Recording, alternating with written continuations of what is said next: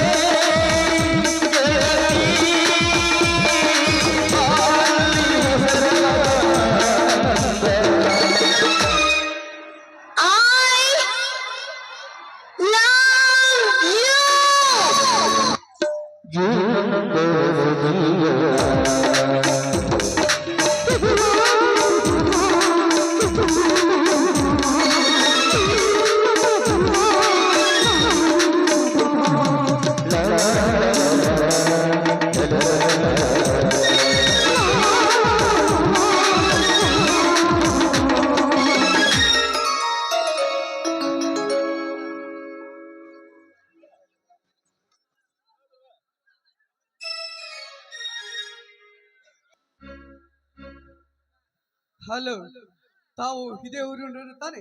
ಹೌದು ಸರ್. ಈ ಊರಿನಲ್ಲಿ ನನ್ನ ಗೆಳೆಯ ಶಶಿಧರ್ ಅಂತ, ಅವರ ಮನೆ ಏನು ಪರಿಚಯ ಇದೆ ನಿಮಗೆ? ಅಯ್ಯೋ, ಏನಿದು ನನ್ನ ಅಣ್ಣನ ಪರಿಚಯವನ್ನು ಕೇಳ್ತಾ ಇದ್ದಲ್ಲ, ಇವರು ಏನಾದ್ರೂ ಪೊಲೀಸರು ಇರ್ಬೋದು. ನನ್ನ ಅಣ್ಣನ ಸುದ್ದಿಯನ್ನು ಹೇಳಲಿ? ಚೇಚೆ ಬೇಡ, ಸುಳ್ಳು ಹೇಳಿದ್ರೆ ಏನಾದ್ರೂ ತಪ್ಪಾಗಿ ತಿಳಿದುಕೊಳ್ಳಬಹುದು. ಸತ್ಯವನ್ನೇ ಹೇಳಿಬಿಡ್ತೇನೆ. ಹೌದು ಸರ್, ಅವರು ನಮ್ಮ ಅಣ್ಣ, ನಾನು ಅವರ ತಂಗಿ. ಏನಾಗಬೇಕಾಗಿತ್ತು? ತುಂಬಾ ಟ್ಯಾಕ್ಸ್. ನಾನು ಅವನ ಫ್ರೆಂಡು ಡಾಕ್ಟರ್ ವಿಶ್ವನಾಥ್ ಅಂತ, ಧಾರವಾಡ ಮೆಂಟಲ್ ಆಸ್ಪತ್ರೆಯಲ್ಲಿ ಡಾಕ್ಟರ್ ಆಗಿದ್ದೇನೆ. ನಿಮ್ಮ ಅಣ್ಣ ಮನೆಯಲ್ಲಿ ಇದ್ದಾರೆ ನಮ್ಮ? ಇಲ್ಲ ಸರ್, ಇಲ್ಲ. ನನ್ನ ಅಣ್ಣನ ಕತೆ ಏನು ಅಂತ ನೀವಿನ್ನೂ ಕೇಳಿಲ್ವೇ? ಯಾಕಮ್ಮ ಕಣ್ಣಲ್ಲಿ ನೀರು? ಅಂತದ್ದೇನಾಗಿದೆ ಅವನಿಗೆ? ನನ್ನ ಹೇಳಮ್ಮ, ಏನಾಗಿದೆ? ಏಕೆ ಕಣ್ಣಲ್ಲಿ ನೀರು? ಹೇಳಮ್ಮ. ನಾನು ಅವನ ಆತ್ಮೀಯ ಗೆಳೆಯ, ಮೇಲಾಗಿ ಆನಂದ ಹಾಗೂ ಹುಬ್ಬಳ್ಳಿಯ ಶ್ರೀಮಂತ ಮಲ್ಲೇಶಪ್ಪನವರ ಕುಲಸಿರಿಗ.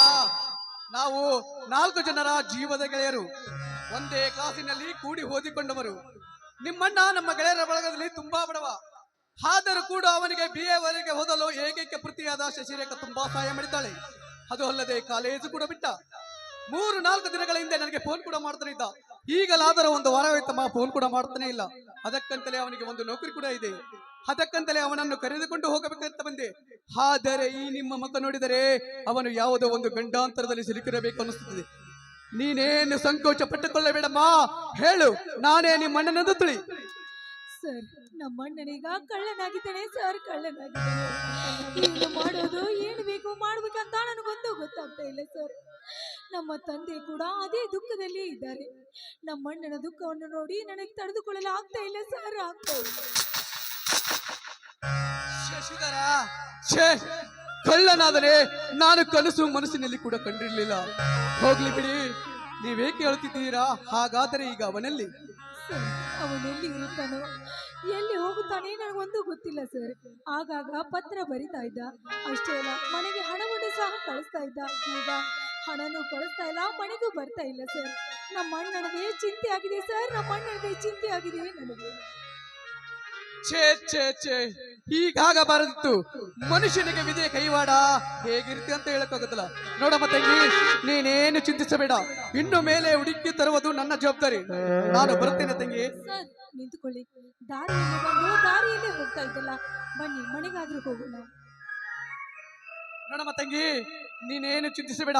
ಆ ನಿನ್ನಣ್ಣ ಯಾವ ಕಾಡಿನಲ್ಲಿದ್ದರೂ ಸರಿ, ಯಾವ ಮೂಲೆ ಇದ್ದರೂ ಸರಿ, ಅವನನ್ನು ಹುಡುಕಿ ತರುವುದೇ ನನ್ನ ಆಸೆ. ಈ ಅಣ್ಣನಾಗೋಸ್ಕರವಾದರೂ ಒಂದು ರಾಖಿಯನ್ನಾದರೂ ಕಟ್ಟಬಾರದೆ? ಆಯ್ತಣ್ಣ, ನೀನೇ ನನ್ನ ಅಣ್ಣ ಅಂತ ತಿಳಿದು ನಾನೇ ನಿನ್ಗೆ ರಾಖಿ ಕಟ್ಟುತ್ತೇನೆ, ಬಾ ಅಣ್ಣ.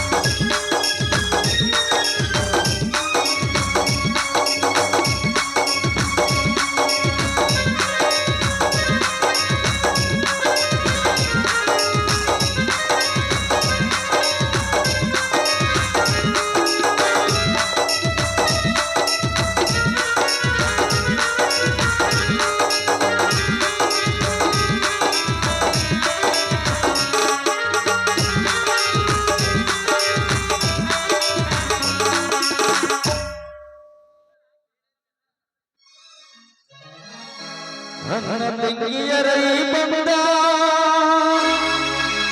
ಜನ್ಮ ಜನ್ಮಗಳ ಬಂದ ಜೀವಕ್ಕೆ ತೆರಳು ಹಕ್ಕಿನೆರಳು ನಾವಾಗಲೆಂದು ಹರಿಸುತ್ತೀರಿ ಬಂದರ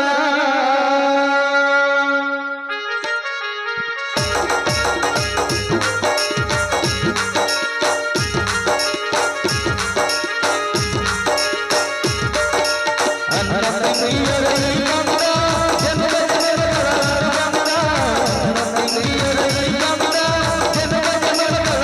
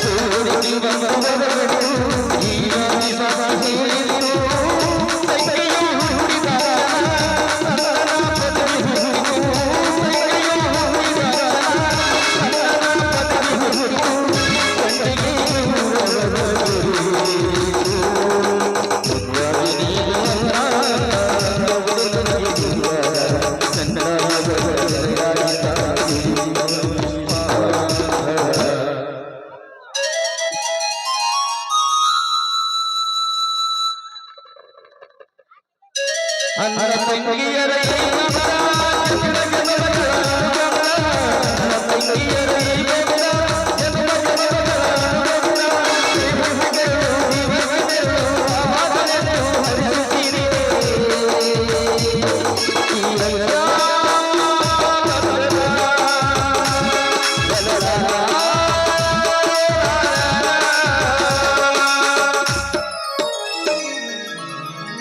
ನೋಡಮ್ಮ ತಂಗಿ, ನೀನೇನು ಚಿಂತಿಸಬೇಡ. ನೀನ ಮನೆ ಕಡೆಗೆ ನಡಿ, ನಾನು ಬರುತ್ತೇನೆ. ಹಾಗೆ ಆಗ್ಲಿ.